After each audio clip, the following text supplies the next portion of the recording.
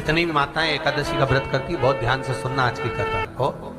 शायद जिंदगी में मिली ना मिली, और ये कथा का रिश्ता तो बहुत ध्यान से सुनना।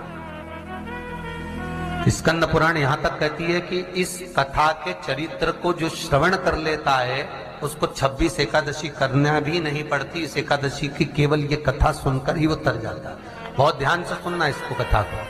एकादशी के दिन जब आप जल शंकर को चढ़ाने तो रोज ही जाते हैं। जब एकादशी का दिन रहे और शंकर जी के मंदिर में आप जल समर्पित करें तो 3 बार मुख से स्वधा स्वधा स्वधा या स्वधा स्तोत्र का पाठ, जिसमें 12 श्लोक। 2-4 हैं, पैसा तो आ रहा है पर घर में टिक नहीं रहा। डॉक्टर में, पुलिस में, एक्सीडेंट आदि में, कहीं गलत जगह पर व्यसन में अगर पैसा जा रहा है, जुए में, मांसाहार, मदिरा पान, या कहीं आया पैसा आने में कमी नहीं, आ रहा है पर टिक नहीं रहा, रुक नहीं रहा। कोई मांगने आ गया, दे दिया, फिर वहां से अपने पास नहीं आ रहा, अपन कह रहे हैं भैया हमारा पैसा लौटा दो, नहीं आ रहा। तो महाराज शिव महापुराण की कथा कहती है एकादशी के दिन गंगा के जल में मात्र 7 बेलपत्री डालकर जो नंदीश्वर भगवान अर्थात जो शंकर जी के शिवलिंग के सामने नंदी होता है, उस नंदी के चरण पर गंगा का जल चढ़ाकर बेलपत्री शिव पर समर्पित कर देता है, उसके घर में रुपया रुकना चालू हो जाता है। फिर वो गलत जगह पर नहीं जाता, गलत स्थान पर वो धन जाएगा ही नहीं। तूने स्वीकार किया, मांग तुझे क्या चाहिए। एकादशी ने भगवान विष्णु से कहा, नाथ प्रभु वर दे दो, मृत्यु लोक में जो मनुष्य मेरा व्रत करेगा, चाहे जलचर, थलचर, वायुचर या सांसारिक मनुष्य, मेरा अगर एकादशी का व्रत करेगा प्रभु, उसके यहाँ धन धान्य वैभव सुख संपदा बढ़ेगी और उस जीवात्मा को नरक नहीं भोगना पड़ेगा, सीधे बैकुंठ का उसको वास मिलेगा। जब जीव आत्मा को लेकर चला जाएगा, यम के दूत जब बंदी बनाकर ले जा रहे होंगे उस जीवात्मा को, जिसके प्राण छूटे होंगे, यम के दूत जब बंदी बनाकर ले जा रहे होंगे, तब मुझे वर दो कि मैं इसका हाथ पकड़कर बेतन्नी से पार उतार कर सारे नरकों से निकालती हुई आपके धाम में लेकर आऊं।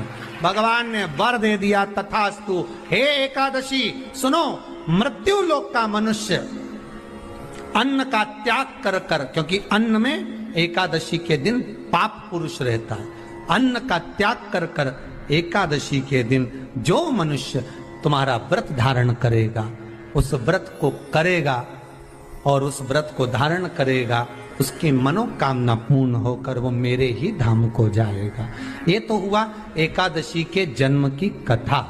एकादशी और द्वादशी इन 3 तिथियों पर एक रोटी में थोड़ा सा मीठा रखकर सोमक पितृ का नाम लेकर यदि गाय को खिला दिया जाता है, तो अगर कोई पूर्वज प्रेत योनि में भी पड़ा हुआ होता है, भटक रहा होता है, जिसको पिंड नहीं मिला, जो अचानक मर गया होता है, अधोगति में चले गया होता है, उस जीव की मुक्ति दशमी, एकादशी और द्वादशी, ये 3 दिन सोमक पितृ का नाम लेकर रोटी में, पूड़ी में मीठा रखकर अगर गाय को खिला दिया जाता है, ये 3 दिन तक, तो वो पितृ कभी भटकते नहीं है, उनको मुक्ति प्राप्त हो जाती है, मोक्ष में।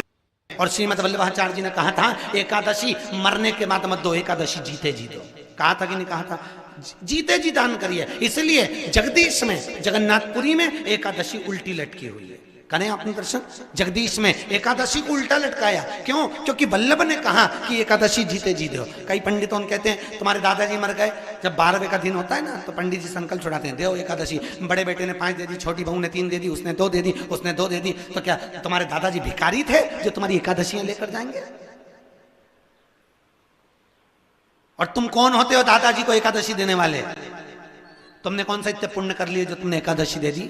एकादशी के दान की महत्वता श्रीमद् वल्लभाचार्य जी ने कहा कि कोई व्यक्ति अगर खटिया पर सड़ रहा है, पलंग पर तड़प रहा है, हॉस्पिटल में पड़ा हुआ है, तो निवेदन है कि उसको देखने जाओ तो अपनी करी हुई एकादशी में से 2 एकादशी का दान उसको तुरंत दे दो। क्यों? तो जिससे उसको मोक्ष मिल जाए, मरने के बाद नहीं। क्योंकि मरने के बाद तो वो 10वें के दिन, गरुड़ पुराण में लिखा है 10 दिन तक जीवात्मा घर की अटारी पे रहती है। कितने दिन? 10 दिन। 10 दिन के बाद जीवात्मा चली जाती है। कहाँ जाती है? उसको जहां जाना है। 3 दिन में उसको भोग भोगना पड़ता है जीवात्मा को। 3 दिन नरक का भोग भोगती है, उसके बाद स्वर्ग का भोग भोगती है। 18 दिन में ये प्रोसेस पूरी। कहते कि नहीं कहते? और क्या कहते हैं? द्वादशी के दिन चावल खाना जरूरी है। एकादशी का पालना करना है तो द्वादशी को चावल का 1 ग्रास खाओ, तब द्वादशी को चावल खाओगे तो एकादशी लगेगी। चावल नहीं खाओगे तो एकादशी नहीं लगेगी। द्वादशी को चावल खाना जरूरी है। क्यों कहते हैं? क्योंकि धान के खेत में जीव को छोड़ा जाता है, उस धान के खेत में, चावल के खेत में जीवात्मा रहती है। उसको चिड़िया खाती है तो चिड़िया के रूप में जन्म लेता है, मनुष्य खाता है तो मनुष्य के रूप में जन्म लेता है। इसलिए एकादशी के दिन चावल नहीं खाया जाता, क्योंकि एकादशी के दिन हम चावल खाएंगे तो जीव हत्या का दोष लग जाएगा। फिर कब खाना है? द्वादशी के दिन। द्वादशी के दिन क्यों खाया जाता है? क्योंकि हम एकादशी के व्रत करे रहते हैं और पहला घासा जब चावल का खाते हैं तो अपनी करी हुई एकादशी का पुण्य, जितने जीव हमारे मुंह में जाते हैं उनको उसका पुण्य मिल जाता है और उनका फिर जन्म नहीं होता, वो तर जाते हैं, उनको एकादशी का भाग मिल जाता है।